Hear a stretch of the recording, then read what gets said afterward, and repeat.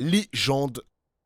Louis Boyard, le big dealer. Revenu à ensemble voilà, rejeter ce projet de loi immigration. Mais là, la version qui risque de ressortir, c'est une version qui, alors là, ne vous conviendra pas du tout. C'est une version très, très droitisée. J'aimerais d'abord commencer par dire que je ne me réjouis pas pour les Français. Leur première préoccupation, c'est la santé.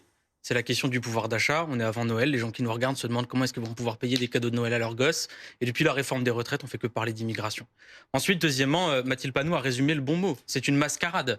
Depuis le 49.3 sur la réforme des retraites, s'enchaînent les 49.3 sur le budget de l'État. Maintenant, on a une commission mixte paritaire obscure dans laquelle on ne sait pas ce qui se passe. Vous avez des députés qui discutent sur la base personne ne sait rien. Et j'ai envie de dire, mais quelle est l'image de la démocratie sur la base française personne ne sait rien, on sait ce qu'il y a dans le texte du Sénat quand même. Pardon. Moi, je ne sais pas ce qui se passe dans le bureau d'Elisabeth Borne. Moi, je suis député, je suis censé faire la loi. Dans le bureau d'Elisabeth Borne, moi non plus. Non, mais c'est elle qui décide apparemment. Mais ce que je veux dire, si vous voulez qu'on ait un débat à ciel ouvert, il ne fallait pas rejeter le texte avant toute discussion à l'Assemblée nationale. Dans l'hémicycle. À un moment donné, on a atteint la limite. Entre vous, Madame Lavalette, qui disait qu'il fallait que ça reste en commission, et alors que le texte a été voté, et M. Boyard qui dit... J'ai dit qu'il avait déjà été débattu pendant 45 heures, quand même. On n'a pas la vision du texte parce que la CMP était... on avait la possibilité, pendant 15 jours, d'avoir ce débat en hémicycle, devant les Français, et de manière parfaitement publique. Donc ne regrettez pas, le lendemain, je vais vous expliquer la perspective même d'avoir un débat, que ça se passe à huis clos. Si vous me permettez, je vais vous l'expliquer. Déjà, j'étais simplement en train d'expliquer que ça fait des mois et des mois qu'on a une parodie de démocratie devant nos yeux et qu'il va falloir changer cette constitution, nous le proposons. Ensuite, nous sommes fiers d'avoir voté cette motion de rejet parce que les débats auraient pu avoir lieu. Observez, vous avez été incapable de répondre sur la question de l'universalité des aides, qui est un principe fondamental en France. Au fond, aller vers l'extrême droite, c'est votre seconde nature. Et nous ne vous faisons pas confiance pour aller dans l'hémicycle discuter avec ces gens-là, non seulement parce que vous répétez des poncifs qui sont discriminants, qui sont insultants pour des millions de nos concitoyens, qui regardent la télévision et qui se sentent insultés, et surtout des personnes qui voient que depuis 30 ans, on fait constamment des lois sur l'immigration et rien ne change. Parce que si jamais vous partez du principe que c'est avec, encore une fois, de la répression, de la fermeté, de la répression, de la fermeté, vous arrivez au résultat dans lequel on est aujourd'hui. Cette loi, elle s'inscrit dans toutes les lois qui ont été faites depuis des décennies. Elles sont démagogiques et elles ne changent rien. Si vous voulez changer les choses, organisez l'accueil. Mais l'article 4 bis dont vous parlez, c'est la régularisation des travailleurs sans papier. L'article 4 bis, et je pèse mes mots, c'est le rétablissement de l'esclavage moderne. Parce que quand vous avez des personnes qui travaillent dans ce qu'on appelle les métiers en tension, c'est-à-dire les métiers qui sont les plus difficiles, on leur dit, vous inquiétez pas, vous allez pouvoir travailler pendant un an. Et ensuite, si jamais le patron les licencie ou si jamais ils n'ont plus de travail, vous n'avez plus de titre de séjour. Et ensuite quoi? On les expulse? Vous pouvez appuyer quelque chose. C'est pas mieux que rien là ce qu'ils proposent. Allez dire ça à des gens qui travaillent en France, qui vivent en France, pour leurs enfants dans des écoles en France. Enfin, on parle comme si c'était des chiffres. Il y a des vies humaines derrière ce que vous êtes en train de voter. Nous, ce que nous expliquons, c'est que si jamais vous voulez avoir une politique migratoire qui fonctionne, sortez des logiques du Rassemblement national et des macronistes qu'on a depuis 30 ans. On a un texte sur l'immigration tous les 18 mois, ça n'a jamais rien changé. Organisez l'accueil. Alors, j'aimerais qu'on aille retrouver Léopold Haudebert. Organisez l'accueil. Où une réunion de crise vient tout juste de se terminer. C'était les députés de la majorité responsable du texte qui... Organiser l'accueil. Ok, ça s'entend. Wesh, comment ça parle? Attends, wesh. L'autre des cas qui sera possible à la fin de Ça marche comme ça veut essayer de récupérer des informations là. Une petite idée. C'est trop stylé. Travailler. Il y a encore des échanges qu'on doit avoir. Voilà, on va continuer à travailler et voir s'il y a une voie de passage. Les beaux quartiers de Paris, mec. Les très beaux quartiers de Paris. Attends, je vais voir la suite. Est-ce qu'il y a autre chose à se mettre sous la dent ou pas? Ou est-ce que Louis Boyard, il a juste parlé 5 minutes? C'est qui, lui? Rédacteur en chef au Figaro, ok. Je vais voir si Louis Boyard... Ok, Louis Boyard, il a encore un petit peu parlé. Il se met une pression. C'est-à-dire que... C'est expert à la gauche, j'imagine. Bien sûr. Bien sûr qu'il faut retirer ce texte, mais regardez les conditions qu'ils sont prêts à avoir pour essayer de faire valider cette CMP. Écoutez, sur la question des APL, c'est très simple. Ma mère, elle est de nationalité étrangère.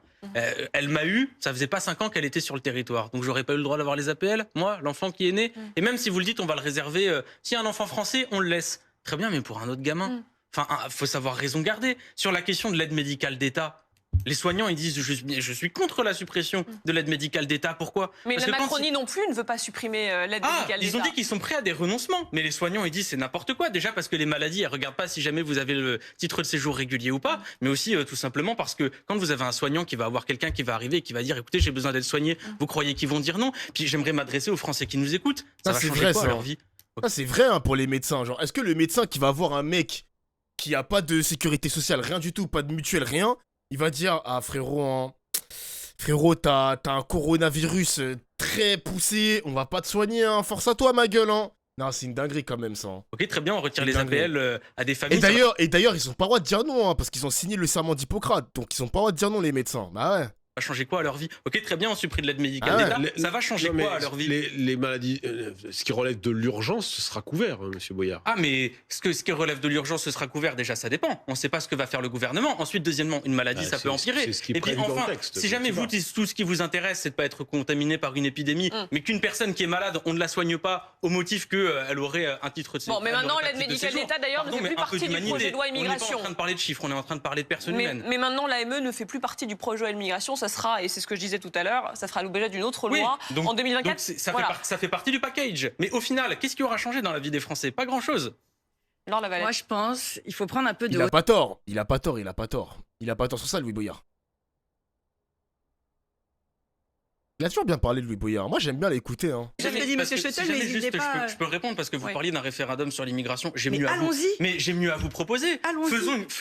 Changeons la Constitution. Mettons fin au 49.3 et aux commissions mixtes paritaires. Vous êtes contre. Déjà, mettons vous parlez beaucoup d'immigration. Moi, je vais vous raconter parce que là, c'est un peu excusez-moi de vous dire. Je vais vous expliquer quelque chose. Je viens de Villeneuve-Saint-Georges. Je vis à Villeneuve-Saint-Georges. Une ville dans laquelle il y a beaucoup d'immigration. Je n'ai jamais été agressé. Je n'ai jamais eu un seul problème. En revanche, ce que j'ai vu, c'est des personnes qui sont issues de l'immigration, mais c'est elles qui organisent les sorties scolaires dans les écoles. C'est elles qui organisent la ville dans les quartiers. Et d'ailleurs, vous avez 250 000 aides à domicile de nationalité étrangère, 40 000 éboueurs, 50 000 infirmières et infirmiers. Il y a une France aujourd'hui qui est immigrée et vous ne vivez pas avec elle. Maintenant, vous n'avez que l'immigration à proposer. Pourquoi? Parce que vous êtes contre l'augmentation du SMIC. Parce que vous êtes contre le retour de l'impôt sur la fortune. Parce que nous proposions par exemple un blocage des prix de l'essence. Vous êtes contre. Vous faites partie de ces gens qui aboient sur l'immigration depuis des mois. Là, Noël arrive et puis Noël arrive et on se retrouve à avoir des Françaises et des Français qui pourront pas partir en vacances, qui pourront pas payer les cadeaux de Noël pour les gosses. Vous avez le privilège de pouvoir parler d'immigration à longueur de journée. Venez vivre à Villeneuve-Saint-Georges et vous vous rendrez compte de quoi on a véritablement besoin. Les Français ont bien compris et d'ailleurs les enquêtes d'opinion le montrent que voilà, on a été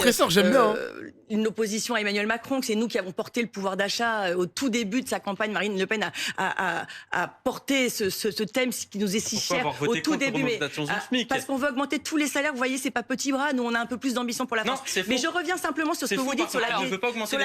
Mais là, en plus, on sort du sujet. Je reviens simplement sur la délinquance. Je vous laisse répondre, mais ensuite on va revenir. Je reviens simplement 2 secondes sur la délinquance, monsieur Boyard. Il est fort, Boyard. Hein. Il est fort. Alors attends, ok, là il va encore parler, parfait.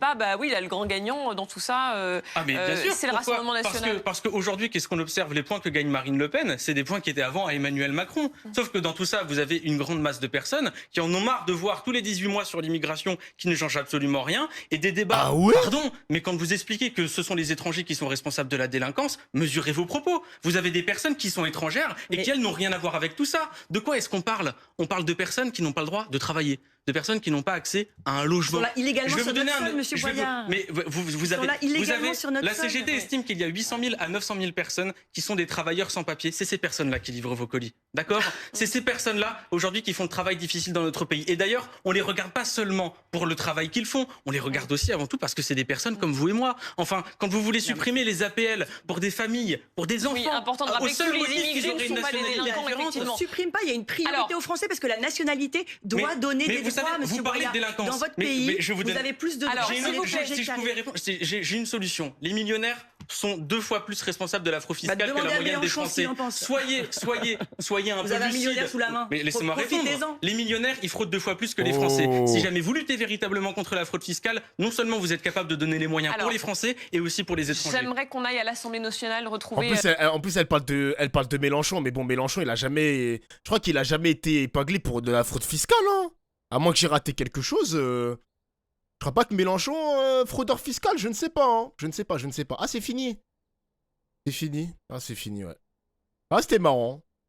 Ah, c'est marrant d'écouter Louis Boyard. C'est marrant quand même. Ah, c'est marrant, ça.